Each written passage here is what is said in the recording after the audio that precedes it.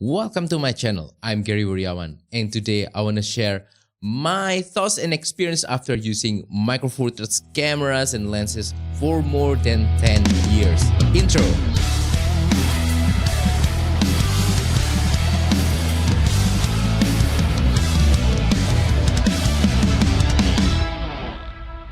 So it's almost 10 years since I first switched to Micro Four Thirds, and how time really flies. I remember back then I was still using Canon DSLR, and I first got the Panasonic Lumix GX7 as my introduction to Micro Four Thirds camera system, and I was blown away. Oh wow, what a really nice camera with lots of features that I don't really get from my Canon DSLR. Fast forward 10 years later, 5 cameras later, and countless lenses later, now I want to share to you my thoughts and experience after using Micro Four Thirds camera system, what I really like about Micro Four Thirds, what can still be improved in the future, and hopefully by watching this video you'll be able to understand more about Micro Four Thirds camera system. And if you are a current Micro Four Thirds camera system user, hopefully you can still learn something from today's video. First point that I want to share to you, Micro Four Thirds cameras and lenses are usually smaller and lighter compared to other camera formats, so it's still the king of portability in my opinion. That makes Micro Four Thirds the perfect camera format for travel photography, which I personally do a lot. I travel a lot and I want my cameras and lenses to be smaller and lighter so they won't become a hassle when I need to travel by airplane. We have that 7 kilogram weight limit inside our carry-on, and with the smaller and lighter cameras and lenses, I can fit so much more inside of my travel bag. And even if I don't need to carry that much camera and lenses, they won't become a burden inside my bag, and overall I'll have a much better travel experience with Micro Four Thirds camera system. And even for non-travel related photography needs, for general out and about photography, having smaller and lighter cameras and lenses can really help you to have a better overall photography experience. With smaller and lighter cameras and lenses, you won't hurt your shoulder or your back carrying heavy camera gear inside of your camera bag. And also with smaller and lighter camera gear, you can fit more cameras and lenses inside of your photography bag. On my everyday photography sling bag, I'll usually have up to 2 Micro Four Thirds cameras and a few lenses, and I can carry them without any problem. Anyway, if you want to check out my everyday photography vlogs where I try to capture some beautiful sceneries out of everyday mundane life situation, you can check out the vlogs up here. Second point that I want to share is that Micro Four Thirds can still produce image quality that is more than good enough. Well, let's be objective right now. If you compare Micro Four Thirds with full frame or even APS-C camera formats, the image quality won't be as good as them. They will have better details, they will have better resolution, they will have better dynamic range, and also better depth of field effect, especially when using larger aperture lenses. However, when you compare Micro Four Thirds with smartphone, even the best flagship smartphone, I think the image quality coming out from Micro Four Thirds is still so much better, significantly better. The bokeh will look more natural using Micro Four Thirds because it's not using computational photography. You get the real depth of field effect from the large aperture of the lens and the large sensor compared to your smartphone's camera sensor. And then you will have much more detail inside of your Micro Four Thirds image compared to your smartphone. And also there's more dynamic range, and overall it's just a much better image quality. Regarding the need to upgrade to larger camera format, I don't really feel it right now. Let me tell you something. When I'm shooting with my Micro Four Thirds camera, usually I will shoot pictures in RAW format. And the RAW pictures coming out from my Micro Four Thirds cameras are just wonderful. They are very flexible. They retain enough information in the highlights and in the shadow so that I can recover some lost information and turn my image beautifully into something that looks really nice and more than good enough for me. And more than good enough is something that I will repeat many times in this video, because the truth is I don't need anything better than this. I'm quite happy with the performance and the image quality of my Micro Four Thirds cameras, and that's why I don't have the need to upgrade to a larger camera format, because yeah, I'm already happy with my Micro Four Thirds cameras performance and image quality. Point number 3, all of my Micro Four Thirds cameras and lenses are the older cameras and the older lenses. I don't really have the newer Micro Four Thirds gear just yet. Let me show you really quickly my latest Micro Four Thirds purchase, and that is this guy right here. This is the Panasonic Lumix GX850. And again, this is an old camera by today's standard. It was released back in 2017, so it's not exactly new. So yeah, the trend is I always love the older cameras and lenses, the classic Micro Four Thirds gear. This camera in particular, it's really funny because it has less features compared to my other Micro Four Thirds cameras. This doesn't have in-body stabilizer, this doesn't have hot shoe, and it doesn't even have good manual control.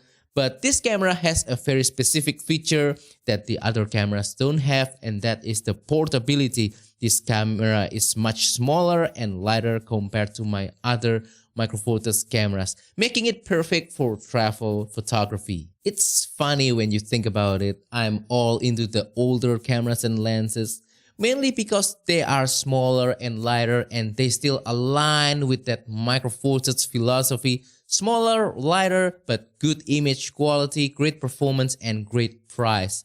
The newer offerings from Panasonic and OM system, they are outrageously expensive, and they are big and bulky and geared more towards professional, not really the original Micro Four Thirds philosophy, and that's why I still stayed with my old camera gear. Speaking of possible gear purchase in the future, I'd like to rekindle myself with the Olympus or OM system camera again. I used to own the good old Olympus EPL6 that I really enjoyed so much, but I sold it and I regret that decision right now. I should not sell it, I should keep it and use it today. But yeah, back then my priorities were different compared to my priorities right now. So yeah, maybe an Olympus or OM system camera in the near future. But no, I'm not going to add or switch into a larger camera format anytime soon, or at least in the foreseeable future. I just don't have the need for them. I don't really think that I need the benefits, and I'm quite happy with my Micro Four Thirds situation right now. Next point that I want to share, Micro Four Thirds is fun. It's a little bit difficult to objectively explain what's so fun about Micro Four Thirds, but with Micro Four Thirds cameras and lenses, it isn't just about the image quality, it isn't just about the result, but it's also about the process of doing the photography itself. So yeah, with other camera formats, yeah, I'm quite sure that there are some fun cameras, but with most of my Micro Four Thirds cameras, I can actually enjoy every step of the process of doing photography, all the way from taking out the camera from the back into the setting of the mode dial, setting of the exposures, the aperture, the shutter speed, the ISO, selecting the focus point, focusing, composing, and then taking the shot. All of those steps are really enjoyable with Micro Four Thirds camera. I think it's because of the tactility of the camera, the placement of the button, the UI, how the menus are laid out. I think